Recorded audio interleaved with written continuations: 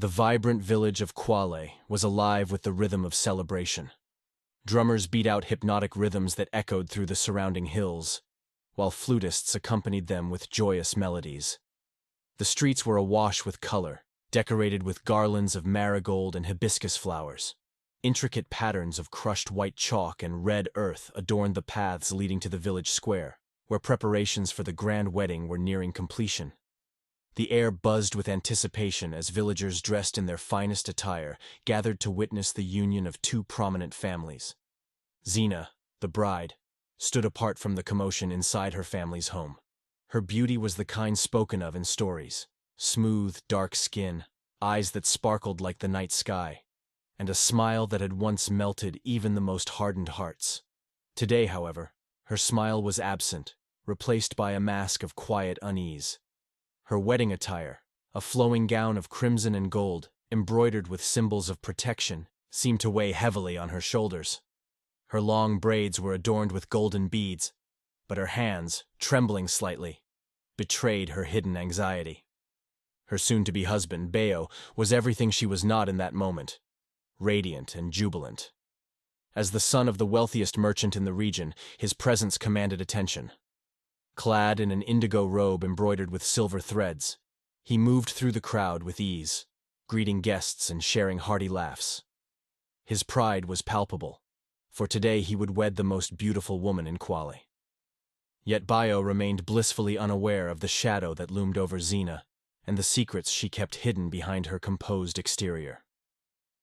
As night fell on the eve of the wedding, Xena sat by her window, staring into the darkness beyond. The sounds of celebration seemed distant, muted by the roar of her own thoughts. Her hand rested on her belly, where strange sensations had taken root.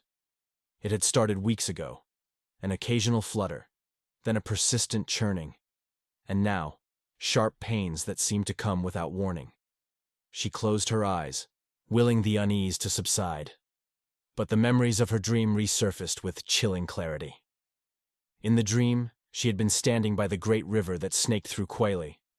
The water, usually clear and tranquil, had been murky and restless, churning as if in anger. From the shadows of the trees, an old woman had emerged, her face lined with age and wisdom. "The serpent's blood runs in your veins, Xena," the woman had said in a voice both commanding and sorrowful. "Beware, for it seeks to claim its form through the life you carry." Xena had awoken with a start, drenched in sweat, her hand instinctively clutching her belly. She had wanted to dismiss the dream as a fabrication of her restless mind, but the signs around her were too stark to ignore. The once harmonious village had grown uneasy. Birds no longer sang at dawn, their absence replaced by an eerie stillness. The goats and chickens in the yard were restless, their eyes darting nervously. Even the family dog, usually bold and protective, whimpered and sought refuge under the house. Desperate for answers, Xena had sought out Nana Tade, the village's healer and spiritual guide. As she recounted her symptoms and the details of her dream, Nana Tade's expression darkened. The old woman shook her head solemnly, her hands tracing protective symbols in the air. "You are marked, child," she had said gravely. "The curse has been awakened, and its vessel grows within you. The serpent is no ordinary child. It is tied to forces older than this land, and it will make its presence known." The day of the wedding arrived with golden sunlight streaming through the canopy of baobab trees. The village square had been transformed into a setting of unparalleled beauty. The massive baobab at the center, revered for its strength and ancient wisdom, was draped with bright fabrics and strings of lanterns. The villagers gathered beneath its sprawling branches, their colorful garments blending into a sea of joy and excitement. Bayo stood at the front, his face lit with pride as he awaited his bride. The drummers played a celebratory rhythm as Xena approached, escorted by her father. Her steps, however, were slow and faltering. The churning in her belly had intensified, each step sending sharp pains through her body.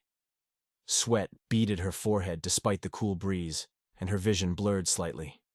She forced herself forward, her face a mask of determination, though inside, she felt as though she were walking to her doom. The ceremony began, the village elder reciting blessings and prayers beneath the baobab. Yet as the words echoed through the square, Xena's discomfort grew unbearable. Her breaths came in shallow gasps, her hands trembling as she clutched her abdomen. A sudden, searing pain shot through her, and she cried out, collapsing to her knees. The crowd gasped, their joyous chatter turning to hushed murmurs of concern. Before anyone could react further, a movement beneath Xena's gown froze them all. The fabric bulged unnaturally, rippling as though something alive were beneath it. A collective gasp turned to screams as the truth revealed itself. From beneath her gown emerged a serpent of unimaginable size, its scales shimmering like liquid onyx. The creature's body was impossibly long, coiling and uncoiling as it freed itself. Its head, crowned with a crest of spiked ridges, swayed in the air, its golden eyes glowing with an otherworldly light. The villagers scattered in terror, their cries echoing through the square. Bayo stood frozen, his face pale as the creature hissed, its forked tongue tasting the air. Xena lay motionless on the ground, her strength drained as the serpent coiled protectively around her. It raised its head, towering above the crowd, a living testament to the curse that had plagued her. The joyous wedding had turned into a scene of chaos and fear, the serpent's presence marking the beginning of a dark and uncertain chapter for Quali. As the group emerged from the sacred caves, the first rays of dawn painted the landscape in hues of gold and rose. The relief of having broken the serpent's curse was palpable, yet their faces carried the weight of exhaustion and grief from the ordeal. Xena, though awake, was fragile, her body weak from the immense strain it had endured. Bayo walked beside her, his hand never leaving hers, as if afraid she might slip away again. The path back to Quali felt longer than the journey out. Though the serpent had been vanquished, the echoes of its presence lingered. The forest, which had seemed ominously silent before, now buzzed with life. But the group remained wary. Every rustle of leaves, every snap of a twig, sent their hearts racing. It was not just fear of lingering danger, but a deeper awareness of the thin veil separating the world they knew from the unseen forces they had faced. Xena's steps were slow, and at times she needed to be carried. Bayo, Kofi, and even Yarrow took turns, their arms protective, their movements gentle. Adia scouted ahead, her sharp eyes scanning for any signs of trouble. Despite the strain, the group moved with a renewed sense of unity. They were no longer just individuals from the same village, but comrades bound by an extraordinary experience. Nana Tade walked at the center, her staff tapping a steady rhythm against the ground. Her expression was unreadable, her mind likely preoccupied with the events that had unfolded. As they neared the outskirts of the forest, she finally spoke, her voice breaking the heavy silence. "What we have done today will be remembered," she said. "But the spirits have given us a gift and a warning. The serpent's blood may no longer bind Xena, but the balance we disturb to break the curse will demand its own price." The group exchanged uneasy glances. The warning hung over them like a shadow, even as the sight of Quali's familiar huts in the distance brought a measure of comfort. The village was eerily quiet as they entered. The aftermath of the wedding day's chaos was evident in the trampled decorations, the wilted flowers, and the abandoned square. News of their return spread quickly, and soon, villagers emerged cautiously from their homes. Their faces were a mixture of curiosity and apprehension, their eyes fixed on Xena as she was carried to her family's home. Bayo addressed the gathering crowd, his voice steady despite his fatigue. "The curse is lifted," he announced. "Xena is free." A murmur rippled through the villagers, their fear giving way to relief and awe. But it was Nana Tade who stepped forward to temper their joy. "The serpent is gone," she said, her tone firm. "But its shadow lingers. We must honor the spirits and restore the balance that has been disturbed. This is not the end of the story, but the beginning of a new responsibility." The villagers listened intently, their heads bowed in respect. Though they did not fully understand the depth of her words, they trusted Nana Tade's wisdom and resolved to follow her guidance. Xena spent the following days recovering under Nana Tade's care. Her strength slowly returned, though she often awoke in the middle of the night, haunted by fragmented memories of the serpent. Bayo remained by her side, his devotion unwavering. He spoke little but stayed close, ensuring she felt safe. One evening, as the sun dipped below the horizon, Xena asked Nanatad a question that had been weighing on her mind. Why me? Why was I chosen to bear this curse?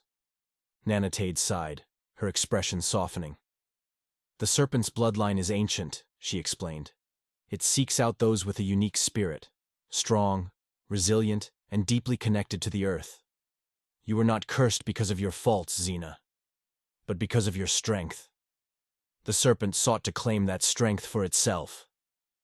Xena's eyes glistened with unshed tears, but she nodded, absorbing the healer's words. She did not feel strong, but she realized that surviving the ordeal was a testament to her resilience. Days turned into weeks, and Quale began to heal. The villagers worked together to repair the damage, their bonds strengthened by the shared experience. Yet, there was a lingering sense of unease, a collective awareness that the serpent's presence had left an indelible mark on their lives. Nanatade continued to guide the community, teaching them rituals to honor the spirits and maintain the balance they had disrupted. The sacred caves became a place of pilgrimage, a reminder of the forces that existed beyond their understanding. Though the serpent was gone, its story was woven into the fabric of Quale's history, passed down through generations as both a cautionary tale and a testament to the strength of the human spirit. For Xena and Bio, life took on a new rhythm. Their bond, forged in the crucible of the curse, deepened into something unshakable. Xena often sat by the river, the place where her journey with the serpent had begun, reflecting on the lessons she had learned. She was no longer just the beautiful bride of Quale, but a symbol of resilience and hope. One evening, as the village gathered under the baobab tree for a communal feast, Bio stood and raised his cup. "To Xena," he declared, his voice carrying over the crowd. "To her strength, her courage, and the light she brings to Quale." The villagers erupted in cheers, their voices echoing into the night. Xena smiled, her heart swelling with gratitude. The serpent's shadow may have lingered, but it no longer defined her. She had faced the darkness and emerged, not unscathed, but stronger. And in the quiet moments, when the village was still and the stars lit up the sky, Xena would sometimes feel the faintest stirrings in the air around her. A reminder that the serpent's story was not entirely over. It had left its mark on her, not as a curse, but as a symbol of the enduring power of transformation. If Xena's journey has captivated you, igniting your curiosity and courage, we invite you to continue exploring stories like hers. The world is filled with remarkable tales of resilience, mystery, and triumph that connect us all. Don't miss the next chapter of this journey. Subscribe to our channel and join a growing community of storytellers and seekers. If this story moved you, give it a like. It's your way of saying, "I want more." Together, let's uncover the extraordinary within the ordinary. Hit that subscribe button, like this video, and share the adventure with others. Your next tale awaits. Let's discover it together.